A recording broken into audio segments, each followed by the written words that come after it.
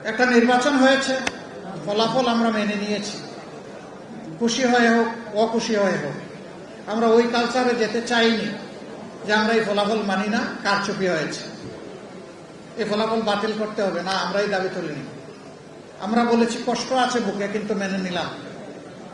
আমরা গঠনমূলক বিরোধী দল হিসেবে দায়িত্ব পালন করতে চাই, কিন্তু আমরা অনুগত বিরোধী দল হব না। অনুগত বিরোধী দলের রূপ বাংলাদেশ বহুবার দেখেছে।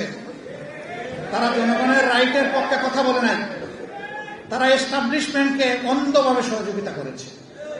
আমাদের পলিসি ক্লিয়ার, তাআওয়ানু আলাল বিররি ওয়াত তাকওয়া ওয়ালা তাআওয়ানু আলাল ইসমি ওয়াল উদওয়ান। ভালো কাজে সব কিছু দিয়ে সমর্থন করব, মন্দ কিছু হলে আমরা প্রতিবাদ করব, প্রয়োজনে আমরা রুখে দেব ইনশাআল্লাহ। তাহলে সরকারি দল বিরোধী দল সবাই মিলে একটা সুন্দর দেশ আমরা করতে পারব। বিরোধী দলের জায়গা থেকে যদি শুধু বিরোধিতা করি, অন্ধ বিরোধিতা, দেশ ধ্বংসের দ্বার প্রান্তে চলে যাবে। আবার সরকারি দল যদি বিরোধী দলকে দমনের নীতি অতীতের মতো অনুসরণ করে, তাও দেশ যাবে রসাতলে, ক্ষতিগ্রস্ত হবে দেশবাসী। এইখানে সবচেয়ে বড় দায়িত্ব পালন করতে হবে সরকারি দলকে।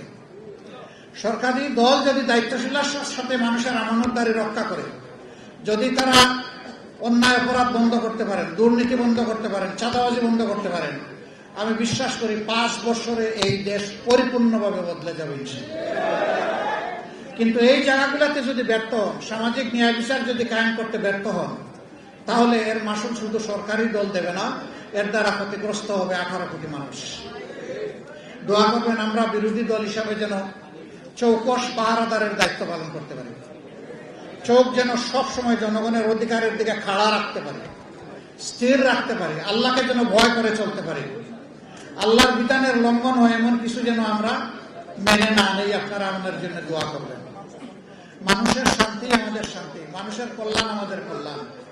খায়রুন নাস মান ইয়ানফাউন নাস, ওই মানুষই সবচেয়ে ভালো মানুষ যে মানুষের কল্যাণে পাগল হয়ে লেগে থাকে। আল্লাহ যেন সেইভাবে আমাদেরকে পাগল করা হয়ে লেগে থাকার তৌফিক দান করেন। আজকের এই ইফতারের উসিলায় আল্লাহ তাআলা আমাদেরকে ক্ষমা করুন।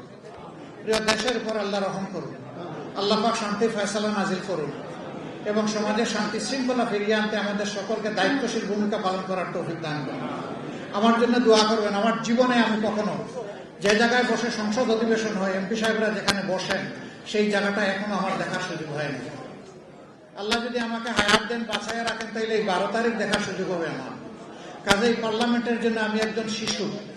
আল্লাহ যেন এই শিশুটাকে আপনাদের দুয়ার বরকতে সাহায্য করেন খালেস করেন।